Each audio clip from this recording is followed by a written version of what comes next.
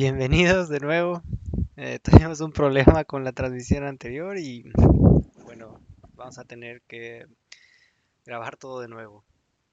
Ah, Espero que ahora sí se vea bien y que se grabe bien. Bueno, vamos a comenzar con la sesión 8, que se llama Formalismo Lagrangiano y Hamiltoniano. Vamos a comenzar viendo aspectos sobre lagrangianos y después sobre hamiltonianos. Ambas partes son impresionantemente largas y con gran contenido de muchísima calidad. Lamentablemente no vas a poder ver todo. Vamos a ver como aspectos generales y como de las cosas más divertidas sin intentar meternos tanto en cuentas, ¿ok? Porque bueno, eh, o sea, una tiene que hacer las integrales, tiene que hacer las derivadas y son complicadas. ¿Ok? Entonces vamos a intentar tomar la ruta más corta para llegar a eso y para poder explicarlo de la manera más accesible, ¿no?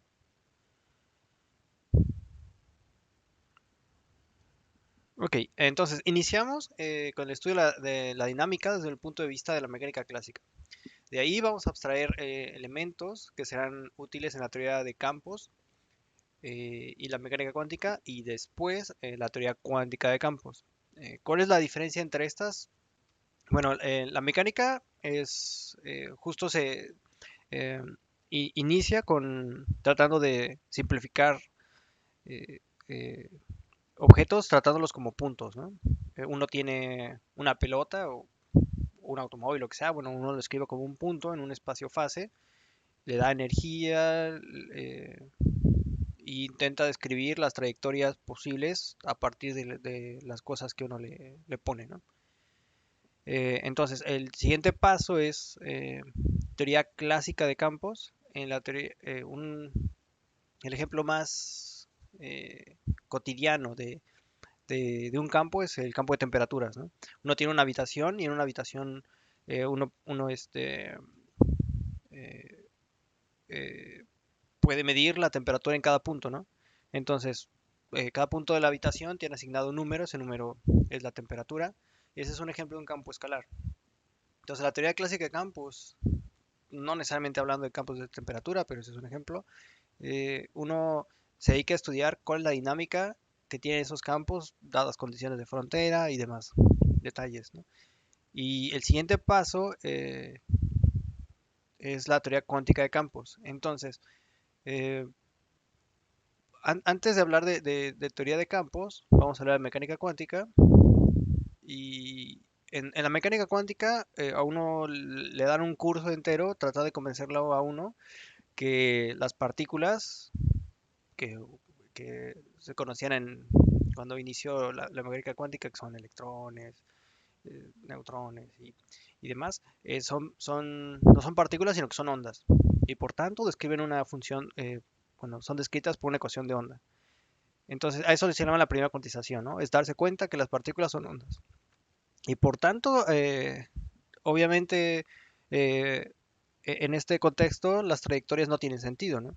Porque uno no puede, de hecho, si uno se convence de que las partículas son ondas, eh, cu- cuestiones tan naturales como el principio de incertidumbre de Heisenberg son completamente naturales, ¿no? Desde el punto de vista de las ondas.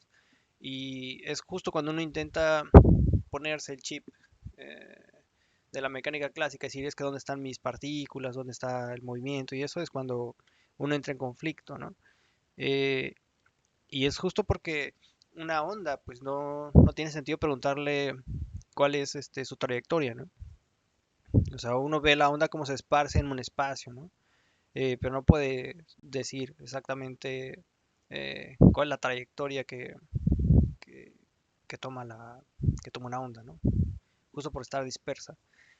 Eh, Eso es la primera cuantización. Y la segunda cuantización es al revés, darse cuenta que eh, que la, este, es darse cuenta que las partículas, más bien que las ondas, son partículas. ¿Okay? Ese es como el reverso. Entonces, a eso se le llama la segunda cuantización y uno parte de que la ecuación, en este caso, campos cumplen ecuaciones de onda y de ahí abstraer, eh, abstraer eh, eh, los objetos que uno interpreta como partículas. ¿Ok? Entonces, bueno, entonces volviendo, tenemos a la mecánica clásica. eh, en la física clásica, en particular en la mecánica clásica, las trayectorias de las partículas están dadas por las leyes de Newton. Es en particular la segunda ley, ¿no? Entonces aquí uno le pone fuerza a un objeto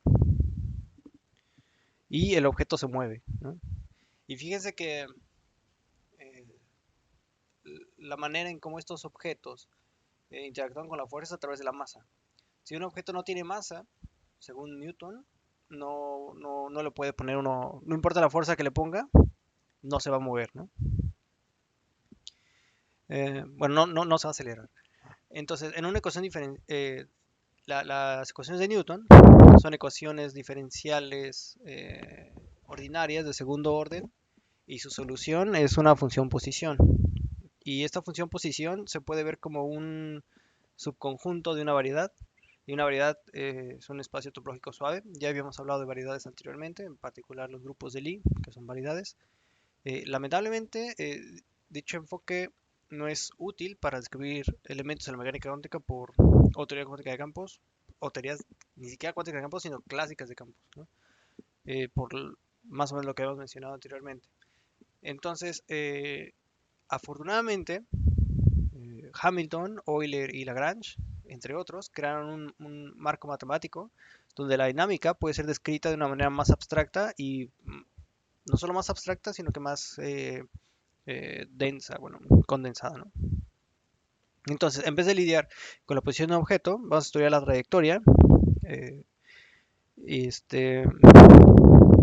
vamos a estudiar la trayectoria de un objeto y para esto vamos a introducir algo que se llama un funcional. Un funcional es un mapeo de un espacio de funciones.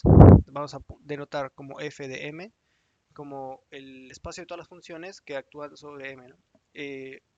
Bueno, de hecho aquí podemos ser un poquito más específicos, así, ¿no?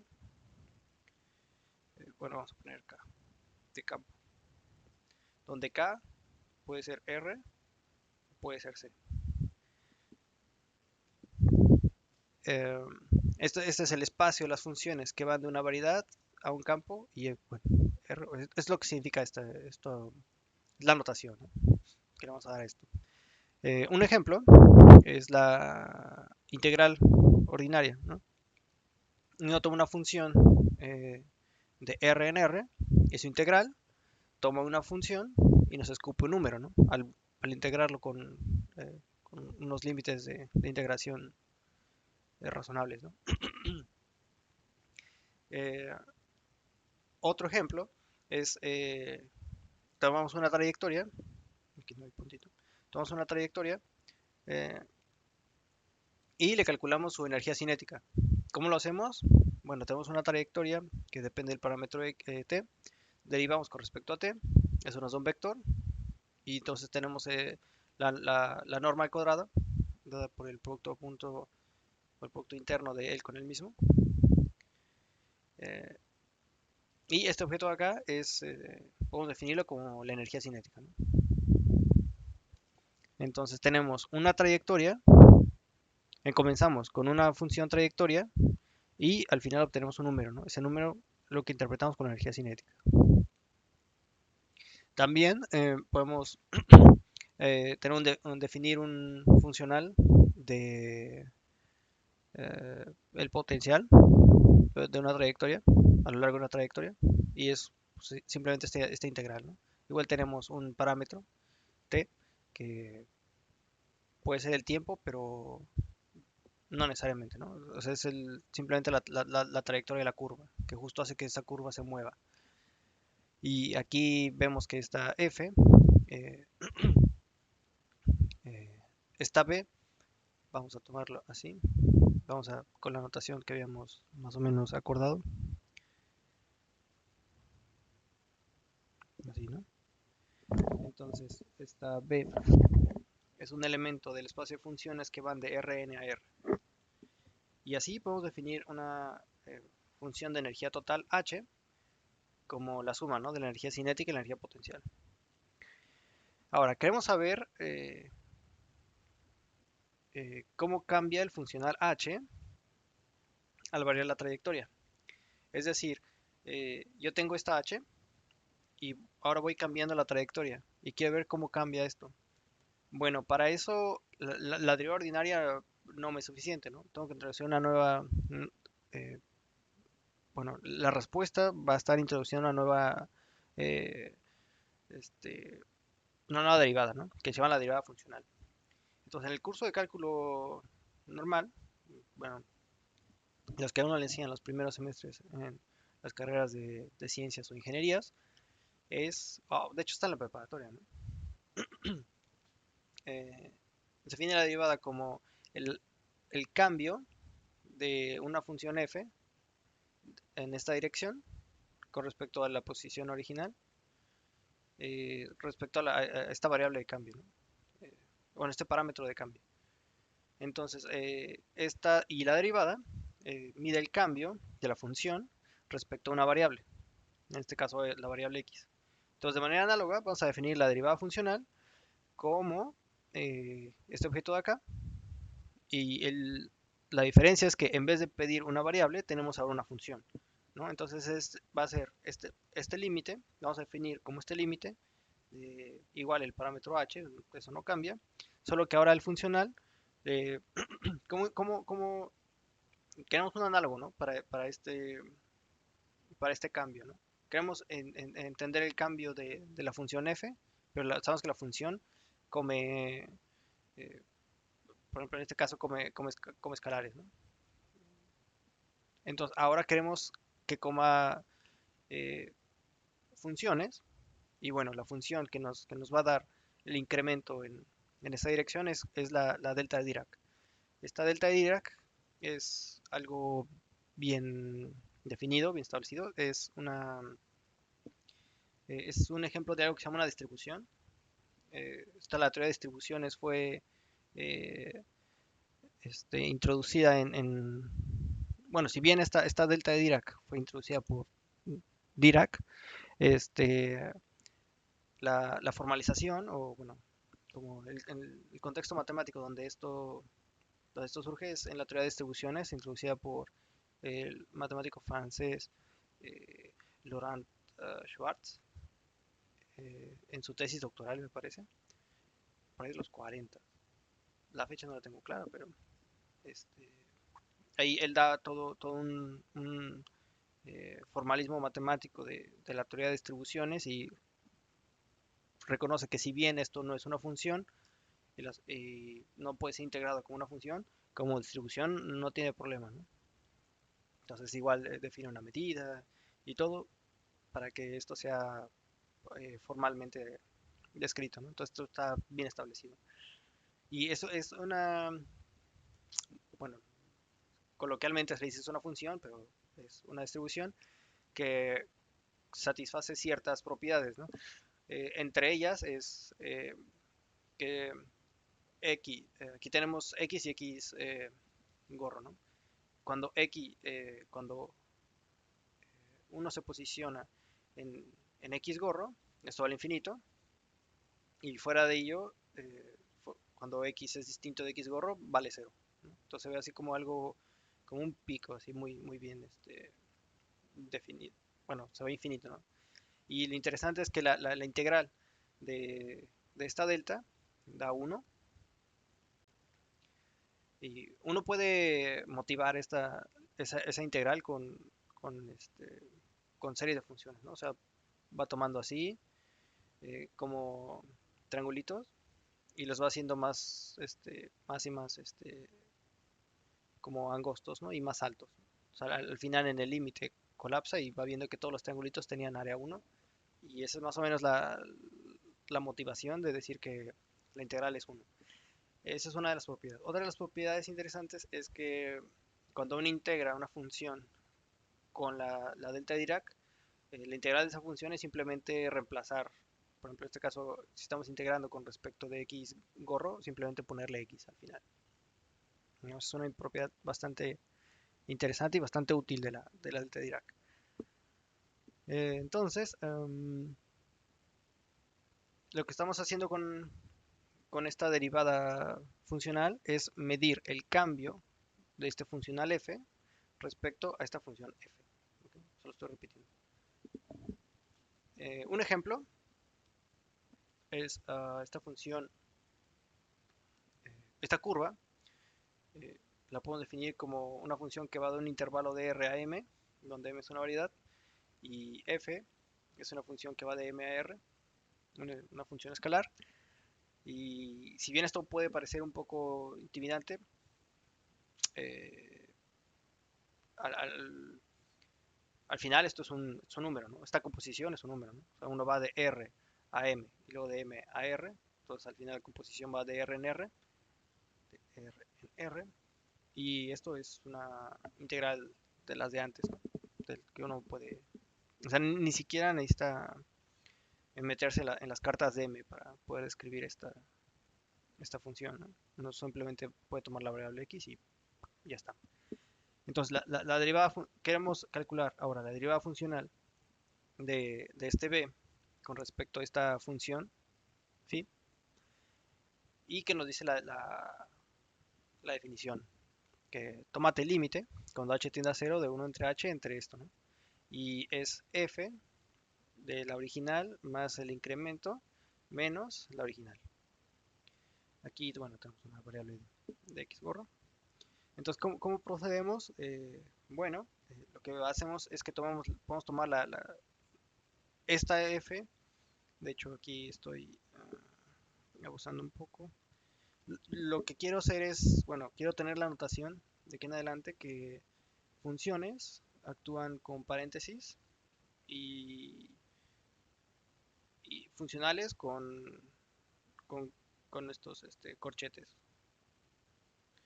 Bueno, perdón si no lo hice bien,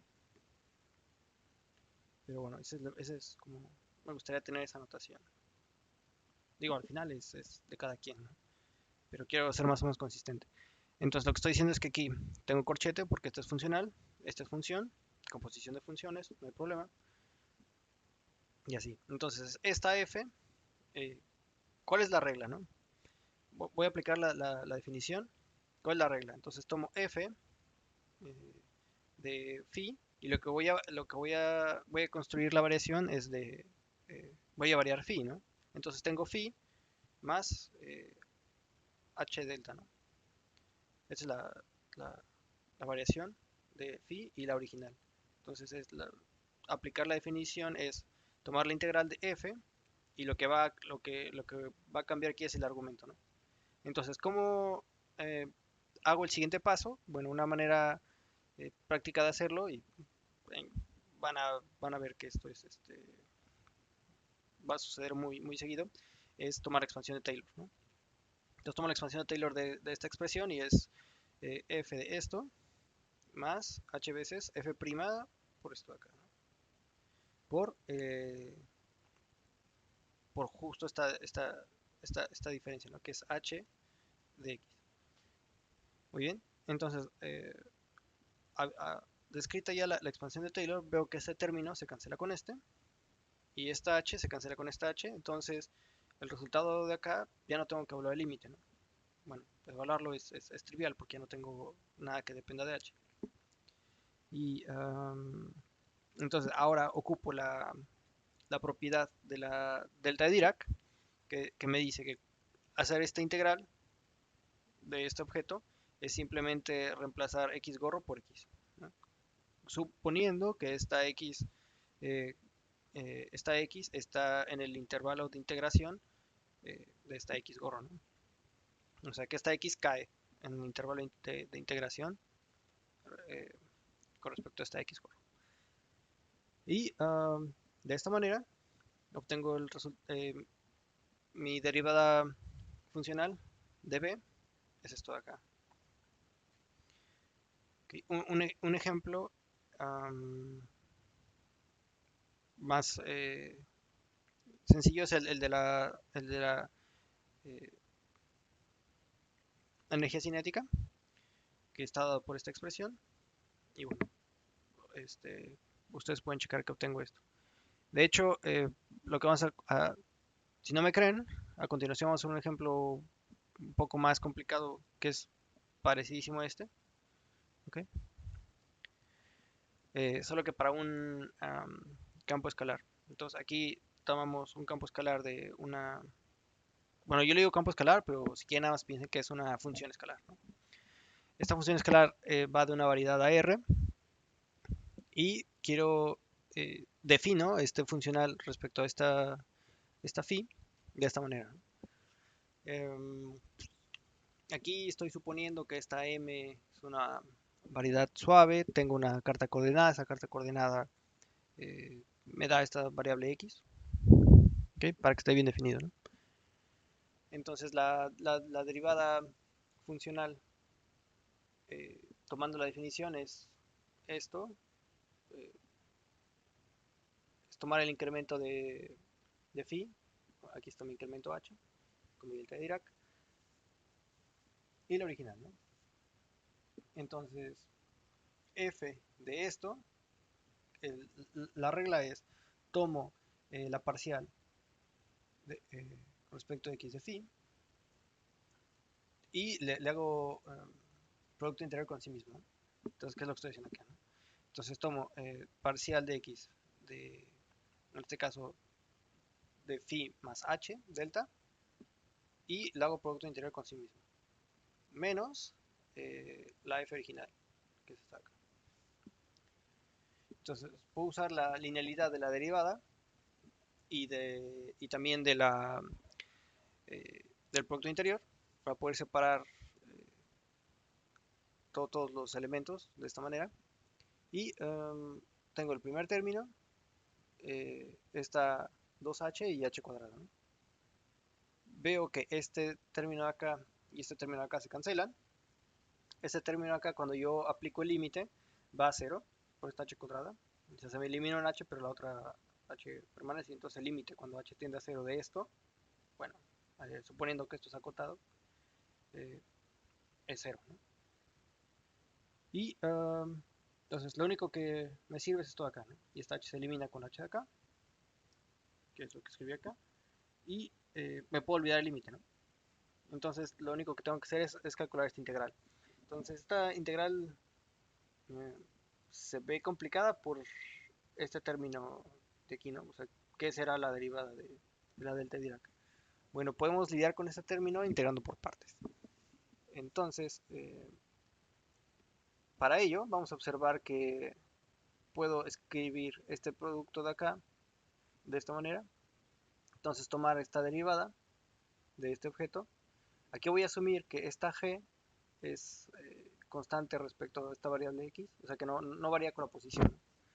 Entonces eso va a... eso significa que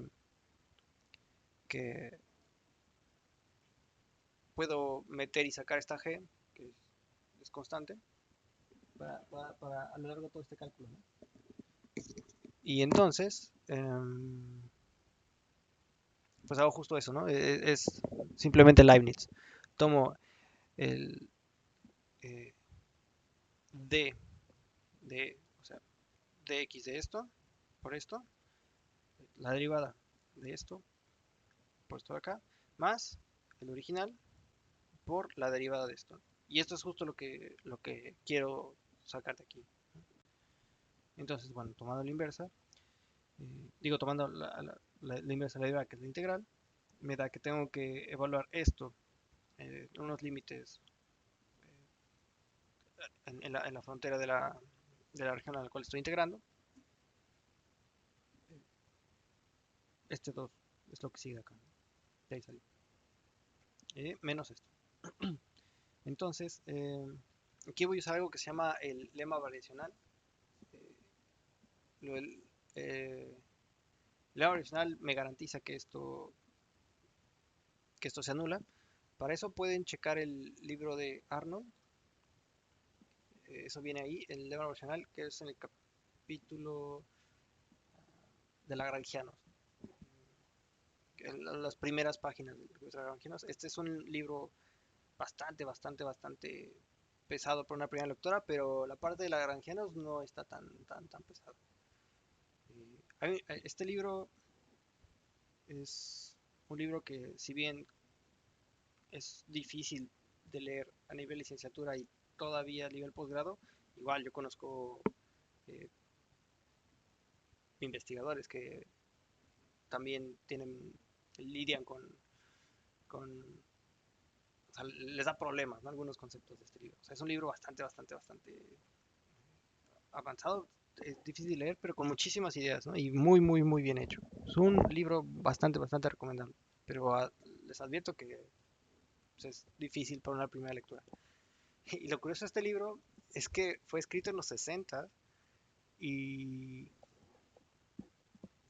dentro de las primeras páginas comenta que ese es el libro que daban en los cursos de los primeros semestres, el segundo semestre de la carrera, ahí en Rusia, lo cual hace ver el gran nivel que tienen en esas escuelas, ¿no? Y además en los 60, ¿no? O sea, en esa época donde muchísimas cosas todavía estaban por desarrollarse, muchos conceptos no se tenían bien entendidos, bien masticados, allá, bueno, se manejan con muchísima fluidez. Ah, bueno, entonces concluyo que la derivada funcional nos da esto. Entonces, definimos el lagrangiano de un sistema como la diferencia entre la energía cinética T y la energía potencial B, que es este objeto acá, y definimos la acción, bueno, construimos la acción como el funcional, que es la integral de esto, ¿no? Aquí asumimos que el lagrangiano solo va a depender de x y x punto, no depende de t explícitamente porque, bueno, eso tiene la interpretación que aquí estamos hablando que estos objetos están relacionados con la energía, ¿no? Esta es la cinética y la potencial. Al pedir que este lagrangiano no dependa de t, en cierta manera no es pedir que la energía se conserve. Sí, aquí no es muy claro de ver, pero cuando veamos la formulación hamiltoniana va a ser más inmediato, ¿no? Pero bueno, por ahora créanme que pedir que no, o sea, si hay problemas, sí se puede estudiar eh, lagrangianos que dependan de t, ¿no? Y es una área de investigación activa. Pero bueno, vamos a simplificar por ahora vamos a simplificar para nosotros el problema pidiendo que no dependa de t. Entonces si bien no depende de t, bueno, esto aquí estoy integrando con respecto a t, pero bueno, es válido, ¿no? Porque al final esta x es una x de t y x punto también depende de t, o sea, es la trayectoria. Recuerden que esta t es el parámetro con el cual se mueve, que le da la dinámica a, a este objeto, bueno, a la trayectoria de este objeto. Entonces, con lo anterior podemos afirmar que una acción es estacionaria respecto a una trayectoria. Esto es lo interesante, ¿no? Que ya no estamos hablando de puntos, ya no estamos hablando de que esta nueva formulación nos permite enchufarle aquí una función, ¿ok? Entonces, esta función es para nuestro propósito va a escribir la función trayectoria. Entonces, a esto se le conoce como el principio de la acción mínima, pero en general su derivada funcional no es necesariamente un mínimo. Eh, eh, sí, puede ser máximo, mínimo, no lo sé. Entonces, no lo introdujimos como en el caso de cálculo, pero podemos robarnos esos conceptos que al final, bueno, ¿por qué podemos hacer eso? Por ejemplo, en este caso, comenzamos con una derivada funcional y terminamos obteniendo una derivada de las que conocemos, ¿no? O sea, siempre podemos expresar la derivada funcional en términos de derivadas que ya conocemos. Entonces, por tanto, podemos robarnos todos los conceptos y todos los resultados que tenemos de cálculo diferencial. Pero, o sea, ¿cuál es la ganancia aquí? Que obtenemos una nueva notación en la cual simplemente podemos enchufarle funciones, ¿no? En vez de simplemente variables. Entonces, aquí este objeto come trayectorias y nos escupe números, ¿no? Entonces, quiero describir esta derivada funcional de esta acción, es tomar la integral y puedo describir esto de esta manera gracias a la regla de la cadena, porque sé que esto depende de esta variable y esta. Ustedes pueden probar, de hecho háganlo como ejercicio y si no les sale, pongan en los comentarios y lo vemos la siguiente sesión. Es un calculito rápido, que la derivada funcional de x con respecto de t, de tau, con respecto a x de t, nos da una delta de Dirac. Y de igual manera esto, ¿no? Solo que aquí ustedes pueden probar que, bueno, aquí lo puse solo para x punto, pero pueden poner la enésima derivada de, de x con respecto de t. Bueno, de hecho es aquí es de tau.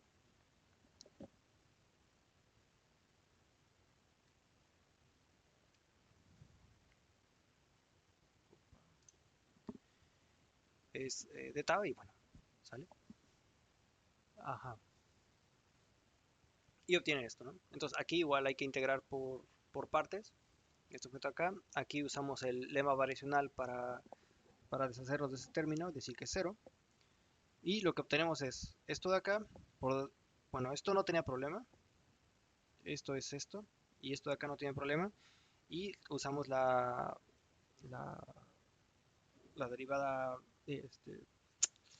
una propiedad de la delta de Dirac, ¿no? Que es simplemente reemplazar tau por t, que es lo que estamos haciendo. Y esto es cero por el lema variacional. Ya habíamos, bueno, comentamos que chequenlo en el libro de Arnold. Claro que Arnold no define la derivada funcional como lo estamos haciendo nosotros. Él lo define en términos de cálculo normal, pero, o sea, sin la delta de Dirac y ese tipo de mecanismos, pero en el fondo es lo mismo, ¿no? Este, muy bien, entonces después de tomar la interacción por partes, tiene este otro término, y ese término, bueno, también le podemos aplicar la propiedad de la delta de Dirac, y obtenemos finalmente esto, ¿no? Entonces decir que el funcional es estacionario no, es equivalente a pedir que esto sea cero, ¿no? Y estas son las famosísimas ecuaciones de Euler-Lagrange. Eh, Estas son unas ecuaciones que sirven en mecánica clásica a partir de un lagrangiano. Eh, de hecho, las ecuaciones de Newton pueden probar que salen, la segunda ley de Newton sale naturalmente aquí cuando uno pone eh, la energía potencial menos la energía cinética. Y partiendo que el potencial, que el menos el gradiente de la menos el gradiente del potencial es la fuerza, ¿no? Entonces con eso puede uno recuperar la segunda ley de Newton. Entonces esto es como más esencial, ¿no? Si esto contiene las leyes de Newton, bueno, significa que este principio es más fuerte. Y es lo que buscábamos, ¿no? Abstraer eh, ideas de la mecánica clásica para después llevarlas a nuevos, a nuevos ámbitos. Entonces, por ejemplo, si L solo tiene la energía cinética, es decir, que el potencial es cero, entonces el funcional bueno,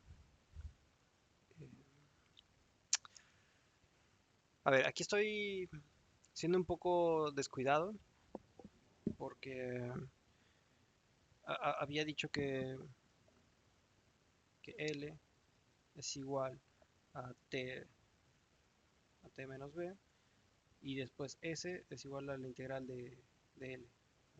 Entonces aquí estoy diciendo un poquito trampa al poniendo T ya como funcional. Entonces aquí por eso digo que S es igual a T, pero, o sea, esta T es solo esto de acá adentro y esta S es tomar esta integral, ¿no? Perdón por el abuso de notación. Pero bueno, ya habíamos visto anteriormente que esto Eh, la derivada funcional es esto. Y Euler-Lagrange es, si lo pueden ver, es esto de acá, que en este caso es esto de aquí. B es 0, que viene dado por esta parte. Entonces,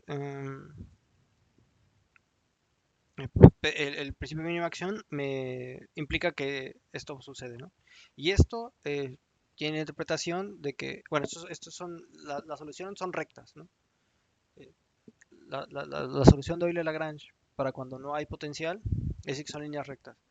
Y sabemos que las líneas rectas son es la manera más eficiente para transportarse entre dos puntos en un espacio plano. Esto es equivalente a decir que son geodésicas. Entonces, estas geodésicas eh, salen de que son rectas de asumir que el producto punto en cada este, era constante, ¿no? Cuando hicimos explícitamente hincapié en que esta G bueno, ya no lo expliqué, pero esta G lo expliqué la primera vez que hicimos la transmisión, pero bueno, esta es una retransmisión. Esta G viene de decir que el producto punto lo puedo expresar de esta manera, ¿no? Tengo el producto punto de los dos vectores B y BJ, lo puedo escribir como esta matriz G y J por B y BJ, donde esta es una matriz cuadrada de determinante distinto de cero, que el determinante puede ser positivo o negativo, depende del espacio en que uno trabaje. Por ejemplo, en el espacio de Minkowski, el determinante es negativo, y aquí pone menos 1, más 1, más 1, más 1 y 0, ¿no? Alrededor. Este es el producto punto en el espacio de Minkowski. Y bueno, si uno recuerda que esto surgía de la necesidad de imponer la condición de que la velocidad de la luz es la velocidad límite que, que un objeto tiene, ¿no? Pero bueno, esta G puede ser lo que sea. Lo que asumimos aquí es que esta G no dependía de X, entonces por tanto esta derivada cuando aplicaba esta G ni le hacía caso, ¿no? Y eso en geometría diferencial se interpreta como que el espacio es plano. ¿Por qué? Porque bueno, en geometría diferencial construye un objeto que se llama el tensor de curvatura de Riemann y en, en- uno puede expresar el tensor de Riemann como combinaciones de derivadas dada cierta conexión. Bueno, es un tema complicado, pero dada cierta conexión uno puede expresar una conexión métrica, uno puede expresar el tensor de Riemann como derivadas de la métrica. Entonces, si esta métrica es constante, bueno, entonces sus derivadas van a ser cero, ¿no? Y por tanto el tensor de Riemann es cero. Y el tensor de Riemann cero implica que el espacio es no curvo, que bueno, eso sí, es lo mismo decir que es plano. Entonces, lo, lo- lo que vimos aquí es que si es lo que vamos a ver la siguiente sesión es que si esta G depende de la posición, es decir, que en cada punto, acuérdense que esta G mide la norma de los vectores. Si decimos que en cada punto la norma de los vectores va a ser diferente, el tensor de Riemann nos va a decir que es distinto de cero. No vamos a ver esto, o sea, solo estoy comentando el tensor de Riemann, aunque eh, sí lo vamos a ver de una manera eh, cuando veamos teorías de norma, eh, pero vamos a ver el tensor de curvatura, no el tensor de Riemann, el tensor de curvatura en realidad. ¿Cuál es la diferencia del tensor de Riemann y el tensor de curvatura? Bueno, el tensor de Riemann usualmente es lo que se estudia en variedades y el tensor de curvatura es lo que uno estudia en fibrados. Vamos a estudiar la curvatura de un fibrado y ahí uno va a tener una conexión y vamos a calcular la curvatura de esa conexión y pero no por ahora, ¿no? Lo que quiero comentar es que si en cada punto eh, del espacio eh, la métrica cambia, entonces el espacio va a ser curvo y de alguna manera vamos a poder medirlo con esto. Entonces vamos a obtener una ecuación que va a ser como esta, pero no realmente, donde vamos a tener términos adicionales y esos términos adicionales es justo para tomar en cuenta la- lo que diferencia de irse recto, y eso se le va a llamar la ecuación geodésica. Entonces, lo que vemos aquí es que si de alguna manera tenemos el potencial, eh, si tenemos un lagrangiano y le quitamos el potencial, entonces describe geodésicas, ¿no? Describe, en este caso, líneas rectas. De esa manera que nosotros prendamos el potencial, estas geodésicas se van desviando, va cambiando su dinámica.